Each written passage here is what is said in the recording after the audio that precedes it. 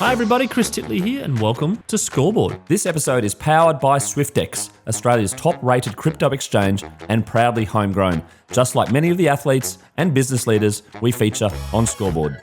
Hi, it's Chris Titley here and on today's episode of Scoreboard, the podcast. I'm joined by Tom Gilbert, live here in person, which I think it might be your first in-person podcast. Tom, welcome. Yeah, thank you. Thank you for having me. Mate, what a cracking day. We're sitting here on the 5th of November in Brisbane. Beautiful day, mate. What have you been up to in 2025 and how would you describe your 2025? Yeah, obviously it's been a great year, surprisingly not. Probably not in terms of my success on the field, but obviously my life and career is a little bit bigger than that, and had the birth of my son in December last year, so it's been a great year spent with him. Done a couple of overseas trips, definitely in a weird way, my injuries, I guess, helped me grow as a father and as a husband, as a person. So for me, I'm leaving 2025 behind, that's for sure, but with a lot of great memories and hopefully a lot of great growth. As a professional athlete, it must be a little bit tricky with the injuries, but then you found a silver lining. How did you go with the injury in your mindset and maybe potentially using it as a potential positive?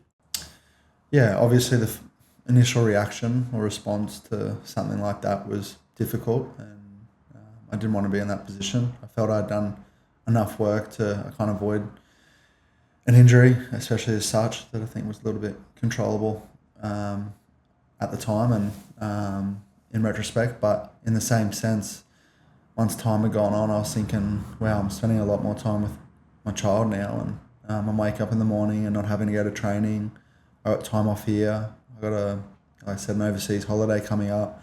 I started picking up just the fact that I was at home more, and I was really loving it. I was loving watching my little boy go from sitting down to crawling to now pulling himself up to saying his first words, and being a really active, I guess, parent with a little boy. It's just such a beautiful thing, and something that this injury afforded me. I probably would have spent a lot of time away from home and wouldn't have got to take him overseas and wouldn't have, got a lot of milestones. So for me, probably a bit of a blessing, and I'm really glad it did happen.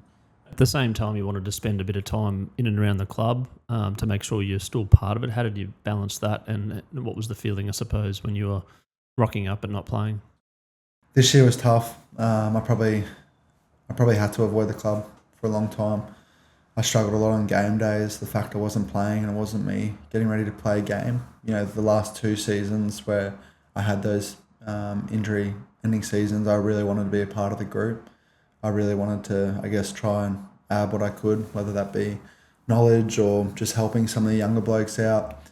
This year was completely different. I kind of had to get away from it all and escape from it all, and that was really tough thing to accept, because you want to be a good teammate, you want to be a good club person, but I had to put myself first, and I had to worry about my emotions, and like I said, I'm a father at the end of the day, I'm a husband, I need to be present for them, and footy was taking that away from me at that time. I was really lucky that I opened up a little bit to our coach about it, and he was really supportive, and I didn't go to any away games this year. That was time away from my family. I didn't go to a lot of team meetings for football because there was a lot of emotion behind me, and I guess when you have emotions and you need to be a leader, sometimes they can take over, and you're not going to give the most or the best response at that given time. So it was tough, mate, and I just needed that time away from footy this year, and that's so I can become the player I want to be come next year, and I was happy to give myself that time. Yeah, the player that you want to be in your head, do you have a goal? Are you visualising the player you want to be? I think, you definitely do. You sit back every day and think, what does the future not hold, but what do you want it to hold? What do you want it to look like? And for me, it's definitely, I want to win a premiership. I want to play Origin. I want to play for my country. And they're great things to aspire to be. I think now, as time's gone on and had that time away, I kind of want to look myself in the mirror and know that if I'm being a good father and a good husband, then the footy will come with it. If I'm doing those things really well, regardless of injury or success on the field, I'm going to be successful in the most important things in my life, but I know that doing those things well will really carry on into my football. You mentioned quite a bit that fatherhood has, I wouldn't say changed you, but certainly the perspective has changed. Some, similarities, I suppose, between running out and captaining an NRL club or running out and playing Origin versus being a dad. Some of the traits, have they crossed over at all? Probably not as much as I'd like to, but obviously probably discipline is one. You need to be disciplined with your kid. One of the things that, sticks out for me most is, if I want my kid to be a certain way, then I have to act like that. And at first, it's a throw around thing. You tell your kid to do this and do that, and you reflect on yourself. You're like, oh, I don't really do that. So just that's one thing that's helped, that discipline around that. It's like, well, I want my kid, especially having a little boy, I want him to be a certain way. So I need to start practicing that way and practicing what I preach. So that discipline really crossed over. The good thing about footy is sometimes you don't need a lot of patience when you're playing a game. With a child, you need a lot of patience. And I've probably battled with that a lot throughout that process. I think I'm starting to get a lot better with it. It's starting to get good. He sits on my lap and likes to read books with me and stuff like that. And that's patient because I read the same book 10 times now, and it's the best thing ever for him. But I enjoy it. And so there's things you pick up from footy that,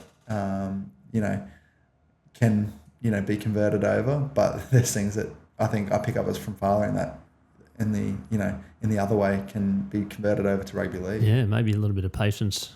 Probably don't have too much during the middle of a game there, but as a parent, it never goes away in terms of parenting. And prior to this podcast, we're actually having a chat about investing in like the good bed to get a good sleep, etc. Similarities to investing in your health in terms of good teams around you and exercise physiologists, etc. The importance of a good night's sleep for you, Tom. How's that going now? Well, it's probably like the biggest thing. I work with a sports psychologist. Her name's Jo Lukens. It's probably my 4th year working with her now. She's actually joined the Dolphins too, which is awesome, from Townsville, which is really nice for me. But the one thing she's always harped on with me is my sleep. So when I started working with her, we just started getting really good sleep habits and stuff. And then as soon as she found out that I was having a bub, she was like, well, like we need to get some boundaries sorted with your sleep. And, in the same sense, it was a priority for me to get sleep, but then how can you be respectful to your partner and to your bub? And the way you can be respectful for them is you getting a good night's sleep to go train, to be more active when you come home. And that comes at a cost, obviously, for your partner. It's tough for her. You're not helping as much as you probably should. But in that sense, what can you do around your environment to make that her life easier around her sleep too? So yeah, we invested in a nice big bed. We invest in like electric blankets, nice pillows, ones that suit you. We have different pillows and stuff, and it sounds like a little bit extra, but at the end of the day, it does make a difference when you're spending a lot of your time having to sleep, wake up, look after a bub, get back to sleep. How can we create these environments for both of us to have good night's sleep, to be better parents or a better athlete? You've just given me a good business idea about this podcast to try and attract sponsors there, whether it's pillows or doonas or electric blankets or beds, etc. If any retailers are out there that want to help out Tom Gilbert and give him a free bed, you got any sponsors yet approaching you for free merch? Mate, so the sleep's on top. What other sort of tips that you would love to share from a high performance point of view that in your brain make you tick to be a better you? Yeah, well, I think, when I look back at my good years or bad years or good moments and bad moments and compare them, that might be a week-to-week, month-to-month thing, rehab, a year. I just think getting the big, the fundamentals done well first. Like that's your big things. You need to sleep well. You need to have really good nutrition, and you need to hydrate well. And you need to tick those big things off first, because that gives you the platform to then go train hard, recover better, and then, all the other little things that make a difference, that they really do take effect, a lot of craze around, the sauna and ice baths and those kinds of things. And trust me, they do help, but they help if, they're the tip of the iceberg, what's underneath that, what's the foundation. And, I can look back and go, even from, my injuries and stuff, I can look at the week before and go, that wasn't the right week. Did that contribute? Was that good enough? And not being too harsh on yourself, because balance is really important. But I definitely think that if I'm doing those three things really well, I can see it flow on into not just obviously performance, but how you are as a person. So that was sleep. It was what you put in your mouth, and hydration, yeah? And what do you do for hydration in regards to making sure that you're drinking X amount per day? Have you got a thing in your brain? Is there an app? Is there some tech or something? Or do you just go, I feel a little bit dehydrated, I need some water?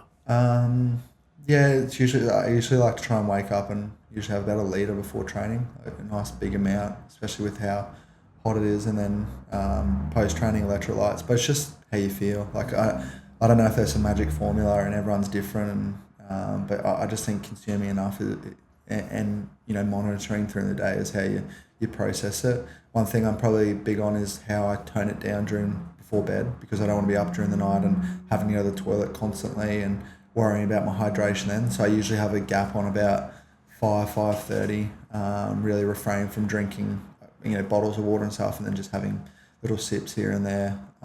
They're probably my biggest rules, but the biggest rule is as soon as I wake up, go downstairs, before I have a coffee, it's a litre of water before I have a coffee, just to make sure I'm really hydrated. Yeah, just on the coffee thing, you're a coffee drinker, it helps. Yeah, and do what, 1 a day, 2 a day? 2, 3, 4 some days. On my flight, we just got back from Hawaii. My wife kept looking over me and counting my coffees, and I had 4, just because I was bored. She was the coffee watcher, was she? She was, and judging me, but I don't know why. For 4 coffees, you'd be I get a little bit jumpy, I suppose. Yeah, I think I was trying to wind down and enjoy my movie and stuff, but yeah, coffee, it's like the mental tick in the morning. I don't know if you need the caffeine, but it's just the taste, the texture, it's kind of like, okay, I'm ready to start my day now. So I do love coffee, and I think it's a big part of performance. Yeah, mate. And just on the leadership side of things, do you think as the leader of the club and leader per se of a team, is there anything different you think you need to do, I suppose, at a high performance level than not being a leader? Or is it just par for the course? I think the biggest thing you got to do is be natural. But I think the understanding thing is, as a leader, I don't know if you're ever the finished product. It's a journey, just like your career. It's a new part of your journey. This is my first year as a captain of a club, and probably my 3rd year of being a leader and stuff. And I'm still on that journey. And I think what it's a lot about is being able to receive and then practice the information feedback you get to become a better leader each and every day. I think the one thing that I struggled with early in my leadership is a blanket message that suits yourself, because that's what you believe in and that's what gets you going, but doesn't really resonate with everyone. So being more adaptive in terms of your messaging that resonates with everyone. And one thing I've learned is that maybe I don't have to be that person that gives that message to that individual, because other people resonate with people. I'm not going to be everyone's cup of tea. So when I do talk, it's really impactful and it's really short, because like I said, it's not going to get to everyone. And then if it's something that is needed, that's a bit more technical or probably suited to a certain individual, I'm probably better off getting one of my other leaders to do it. But I've learned that probably the hard way.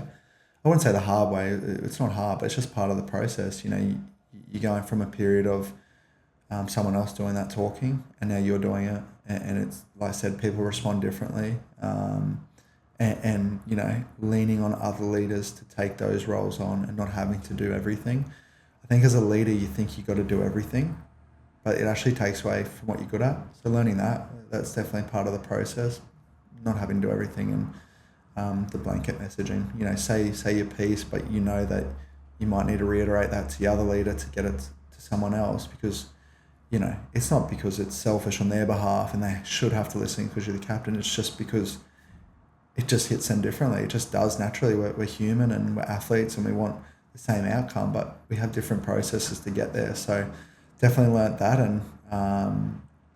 and what I mean by learning it all is that becomes part of your natural, that day of practicing leadership. That practicing that in your habits and stuff, so it becomes second nature.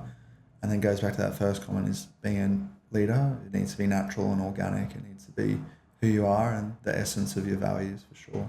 The professionalism in sport, there's a lot of friendship that's involved, and part of playing sport is building friendships and building connection through life. But this is big business as well, and there's hard decisions to be made. How do you go about dealing with that when there's hard decisions to be made when these people are your friends as well?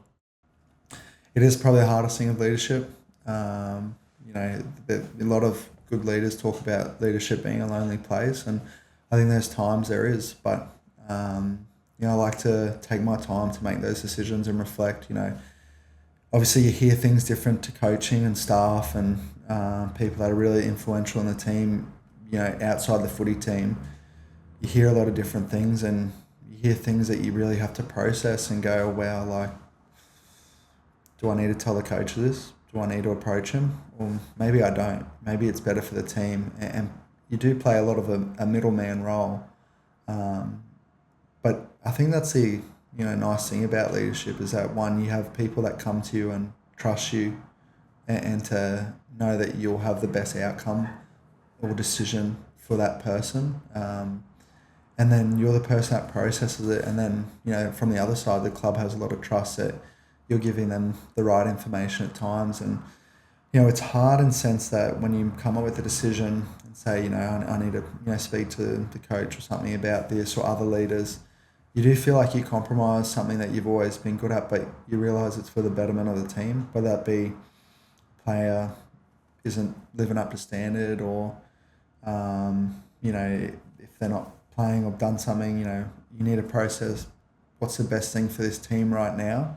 And usually you're the bloke that delivers it. And that's why it becomes lonely, because, deep down, I never want to, be disloyal or, say something against one of my mates or teammates. But in the same sense, like, I want him to perform. I want him to be a good person, good parent, all these kinds of things. So that's the things I'm processing when I'm thinking, do I need to have this conversation with the coach? Do I need to have this conversation with the player? And I think as time's gone on, our group's really good at that.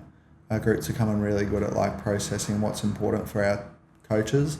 So that doesn't really lie on me as much anymore, because a lot of blokes are not just even with, decisions from myself, but helping me with that decision too, so it doesn't feel as lonely. And just being able to have those conversations with, they don't necessarily have to be leaders, but other players in the group, and they'll be like, oh, don't do it, help me, don't help him. I think that's go back to leaning on other people to help you. Doesn't make it feel as lonely, but it's definitely it's a interesting relationship. But I always say, and I've always thought of myself as a good club person, so all my decisions are at the time, I think, betterment for the club, but in the same process I definitely have got it wrong, for sure.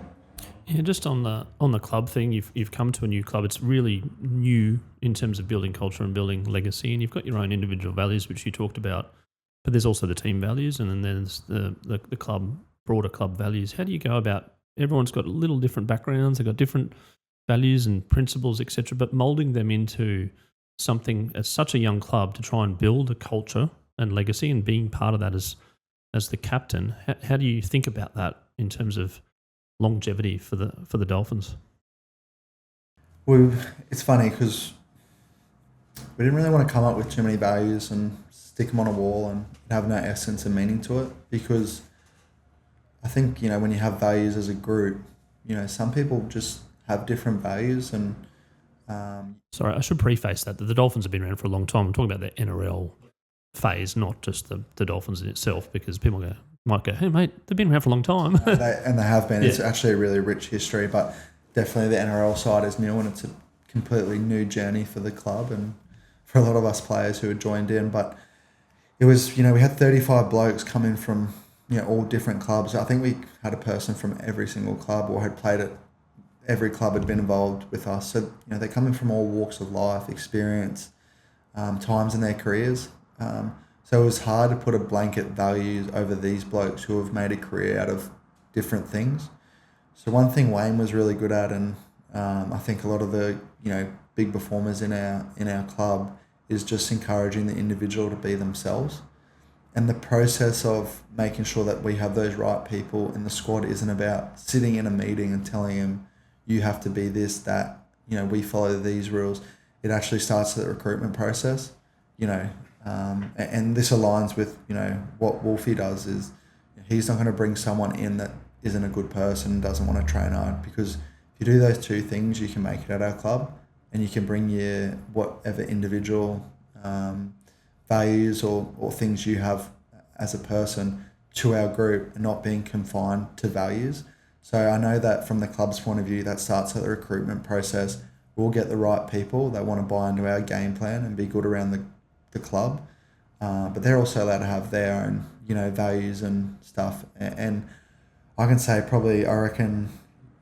could say every bloke in this group moving forward to next year has the values at least of being a good person. Yeah, interesting. I was chatting to Brian Gorgon in a previous podcast about his recruitment policy with the Boomers and the Kings and his previous recruitment in all the teams that he coached, and he was talking about the fact that probably the last 5 or 10 years it's shifted from pure skill to skill plus values. Have you seen that probably growing up in your juniors, where you'd have the most skillful person, it's pretty hard not to pick them, but now it's almost like, maybe we don't pick them because they're doing stuff that which probably we disagree with?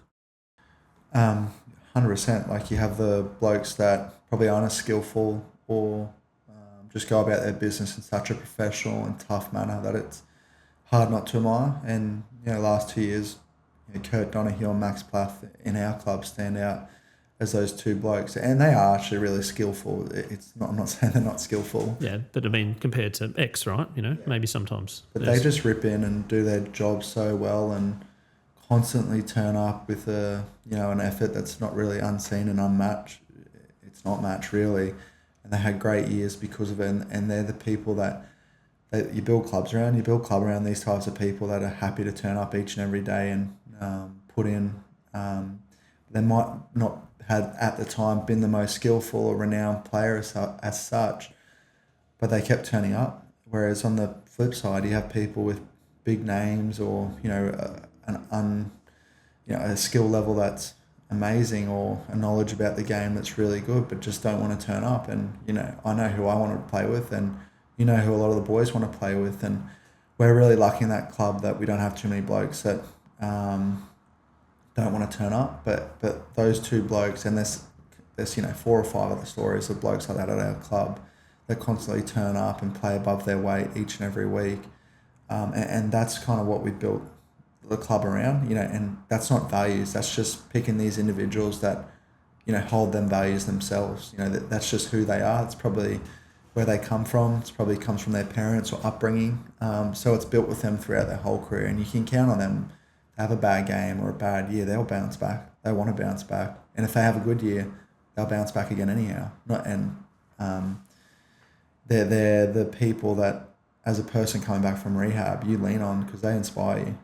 They're the people that inspire the team, and we have a lot of them at our club. So I know the player I want to be with. Yeah, you talked previously about being lonely, sometimes leadership, but as a professional athlete, there's importance to keep that support crew around you, and your teammates, etc.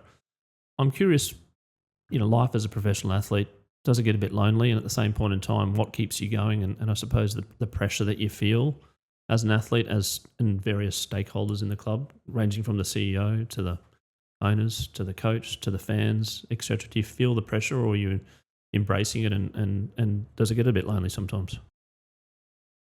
Yeah, I think you can play it out in your head that it does get lonely, but it's not. It doesn't have to be that lonely. Like I say, if you're at the right club with the right people, you can build a environment and support system that makes it not feel that lonely.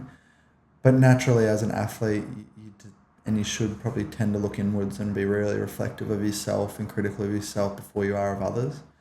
It's one thing you lose away with rehab because you worry about other things that you shouldn't be. What can you control? Whereas controlling yourself is the most important thing. So there are times where, like, selectively, I think, not lonely, but really worry about yourself and be an individual in sense of, if I get myself right, it makes the team better. And that element comes from certain environments or situations. Mine's because I'm in rehab. I haven't produced the same footy for 3 years now, so I really need to look inwards to give myself to the team and focus about myself. So there's a real loneliness to that, but knowing that that's giving myself to the team in the best way. The thing about pressure is, and it's a funny thing because there is pressure in sports, but I've always felt like I've always been in a place of pressure because you have that expectation on yourself to achieve results and to be a certain way or play a certain way. So you always have that pressure you put on yourself. I think the difference is how do you deal with the external pressure, and you can't sit here and not admire what the Broncos have been through this year in terms of the external pressure they've received, the criticism. I can't believe the kind of season they've had, and they won the comp at the end of the day. So that's a level of dealing with external pressure really, really well. So it does exist. You do have to manage it. But like I said, that's a great moment where if you look really inwards at yourself and just worry about that. And I've had to learn that the hard way, that's for sure. But worrying about yourself and doing that takes care of that pressure. And in saying that, it does also create that element of individual pressure or expectation you put on yourself, but have fun with that, because at the end of the day, it's only yourself you're trying to impress and who you should try to impress. Just going to touch on that word fun for a second. As a high profile professional athlete, where does fun sit in sometimes? Do you try and bring it back? Michael Kasprich came on and talked about his form was falling, and then he went back to the reason why he's playing cricket. He's like, just go out and enjoy it, and he got a fifer, and then all of a sudden got picked in the test team again. Is it as easy as that, or is it difficult to go back to that fun element? I think it's difficult, but once you're there, you're there. Like it's kind of like fun's like the flow state, I reckon. When you're really enjoying things and it's coming naturally, you're not having to put as much, not effort, but thought into the process. That flow state is fun. So you talk about like the good players who play unreal performances week in, week out. I dare say they'd probably talk about that they were in a flow. It just was naturally, it was automated. They could get through the week really well and get to a game and just know they're going to play well. I think that's the element of fun. When you're enjoying, playing footy because you're in an element of flow, and like I said, you're not worrying about the external pressure, and you're just going about business. But I think also when you're not guessing that flow state and you're in a bit of a lull or something, you should be having fun no matter what. There's a lot of criticism about, I guess, teams that are not winning games when they see a photo of the blokes on a Saturday night having a few drinks, smiling, laughing, and it's going, what do you got to be happy about? Well, life. Like, I got life to be happy about. Why should a job take away from me being happy or being fun? And it's a worrying thing because of mental health nowadays, and you shouldn't want to see a person not have fun or be happy because they're not winning football games. That's such a powerful point. Like, someone's actually articulated that into the podcast for the first time, because you do see it every now and then, like a loss and someone's being jovial, and then the Facebook page will be like, they shouldn't have a smile on their face, they got whipped on the weekend, blah, blah, blah, get back to work sort of thing. Hold on a second. They're human beings, right? Well, how are you going to get back to winning if you're not enjoying it then? You got to enjoy the process, the journey. I reckon, through my rehab, my best moments when I'm in a really bad position, third injury in a row. Things can look a bit dim, but if I'm not enjoying it, then how the hell am I ever going to be back to my best? If I'm not loving it and having fun with it and finding the limelight and all of it, how do you expect me to get back to my best? And for those teams or individuals that are going through it, encourage this person to have fun with it, encourage this person to be happy. Because I remember when I was 10 years old, I didn't play footy to go earn money, to go provide for my family, to go win competitions. I went to go play footy for fun, and that was the essence of why I wanted to continue that into my career, was to play something I love, play something I have fun with, and we should be encouraging fun all the time to every athlete, with the balancing act. You obviously, fun doesn't have to be drinking and going out all the time. Fun can just be enjoying a smile on your face with your friends on a Monday morning after a loss to go win next weekend at training, or go and enjoy family time, go and enjoying your coffee without being hassled, because at the end of the day, athletes are humans, and we should encourage it for sure. No, 100%. And some great insight there, Tom. I'm curious to know, this as part of fun, we've got a sponsor on Scoreboard, and that's SwiftX, and they're Australia's most top-rated cryptocurrency with 1.2 million people, or users across Australia and New Zealand. As part of their sponsorship and their new campaign, Where Can Crypto Take You?, we do a little segment called the Bucket List, which is a sporting event that you'd love to attend as a spectator and have lots of fun that you haven't attended thus far. I'm curious to know what your bucket list sporting event is. It's actually good timing because about 4 weeks ago I sent my uncle, who lives in Melbourne, and he's good friends with the bloke in the Melbourne Cricket Club, trying to get tickets to the Boxing Day test match for the Ashes, but it's got to be the Ashes. And he said, mate, it's sold out. Days sold out. 220,000 tickets in about half an hour that sold across the country. So that's become like my biggest bucket list thing. Me and my good mate, we're going to fly down Boxing Day morning, go to the Boxing Day test I've got match. a hot tip for you. See if you can get that flight the night before, because you just don't want to delay, do you? Christmas Day is my wife's birthday, so the fact I'm going to Chris a Boxing Day test match on Boxing Day. Well, let's hope the flights are on time. Yeah, of course, but we didn't get tickets, so I want to go to a Boxing Day test match. It's got to be for the Ashes. That's the big one for me. Mate, yeah, for sure. sure. I think it's up there with most people, and I think there's a lot of people living their bucket list out this year. Now, I'm curious also to know, being a sports player, professional athlete, what your favourite all-time sporting moment is. Preface this, that doesn't include yourself. Yeah, well, so my three favourite sports, obviously rugby league, and then away from that, because rugby union's a bit similar. I do enjoy watching it, but AFL and cricket. So rugby league, sticks out for me was Kyle Felt's try in the 2015 grand final. To score on the buzzer to put your team to win a grand final is tremendous. But step away. There's 1.5 seconds left on the clock or something. Oh, it's ridiculous. I couldn't believe it. But put football aside for a second. Pretty cool watching the Lions go back to back. I was quite young when they had their three-peat. But it was the big thing when I was, growing up and playing. Quite young. You would have been 1 or 2 or something. I think it was when I was 3, 4, and 5. You wouldn't have remembered them. 2, 3, and 4. No, I didn't. But when we'd play Aussie rules and stuff, everyone was wearing Lions jerseys. And bandwagon started there. 100%, and it was the biggest thing. But then from then it dwindled for 15 years or so until they got really successful when Chris Fagan came back in. So to see Brisbane light up with AFL and 2 back-to-back premierships is pretty cool. But what sticks out for me the most was, because I was at this game, was Peter Siddle's hat-trick. At the Gabba. At the Gabba, yeah. It's on his birthday too, wasn't it? Yeah. I felt like everyone's birthday that day. That's, for me, probably one of the best, especially if you're live. I can vividly remember, I think I was 8 years old. I can remember the stands and everyone going up, and it was unbelievable. I remember watching that on TV at work. Probably shouldn't have been watching TV at work at the time, but everyone was. So it was insane. Got a few texts from my mate. Did you see that? Yes, we never saw that. Yeah, everyone's going up. That's one of those moments. Actually, that's probably the first moment we've had Peter Siddle appear in the hat trick. We haven't had any hat tricks. I remember watching Warney's hat trick as well. And now it's time for our Junior Sporting Club, a shout out powered by PayLab.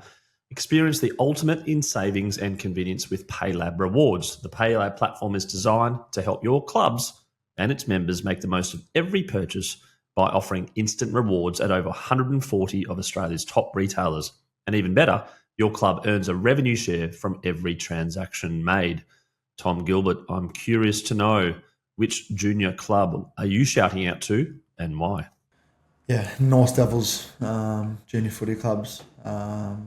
Well, I wouldn't be here today without them. That's obviously where I played a lot of my footy. I've got a twin brother, so we played a lot of our junior footy together as best mates growing up until about the age of 12. And they do such a wonderful job in terms of not just, making a good footy club operate, but just being good people. I did a couple weeks ago, I did a thing with Dale Broman, the big man, and Trevor Gilmeister with the junior club. I think it was their 90th year anniversary. We just did a dinner. It was just nice to be around those type of people. You get lost in the professional environment, and it just reminded me of being a kid again around that club, and it's really nice to see them doing well. they've picked up other little sporting clubs along the way to expand their club, and then the senior club's doing really well. So yeah, big shout out to them. Peter Fraser, great bloke. He runs the club, always has, from I can remember, and wouldn't be the player I am today without him. Mate, that's a great shout out, and also a shout out to PayLab for helping us out and supporting the segment and getting people a little bit nostalgic about their clubs. Check out the PayLab rewards. Now, one final question: your scoreboard moment, a moment in your life that's very visible. It's a moment like a Kodak moment or a sliding doors moment. From that moment, life changed. Tom Gilbert. So I could not go past my son being born. That was incredible. That was such a mix of emotions. We weren't finding out the gender. It was a really tough labour for my wife. We had planned it pretty easy, hopefully. But we didn't know the gender. We were in labour for... She went in labour Thursday, 2:00, and had bub Saturday, 9:00 in the morning. So it was long. But we kind of like it because we get to tell a good story. But as soon as he was born, just the wave of emotion of... I think everything I wanted to be as a person and what I've been through, my journey from a young kid, from my own family stuff to now, like it just was capitulated in one moment of meeting my little boy. And, he is such a blessing. Like he's so cute. He's happy. He's loved. And that moment, to me symbolised a big change in me. I became a father then, and I became...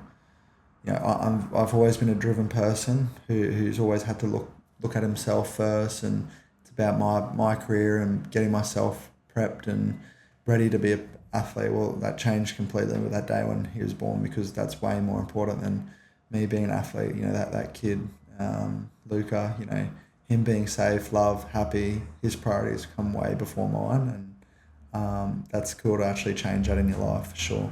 Mate, what a way to finish, and I do thank you for opening up and being transparent on Scoreboard, the podcast. Tom Gilbert, thank you for taking your time. I know it's a busy time doing rehab. I wish you all the best for putting 2025 behind you and going into 2026. Make sure you get to the Boxing Day test match if you can.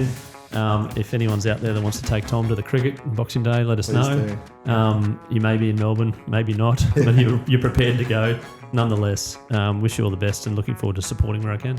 Thank you very much. Appreciate it. Thank you.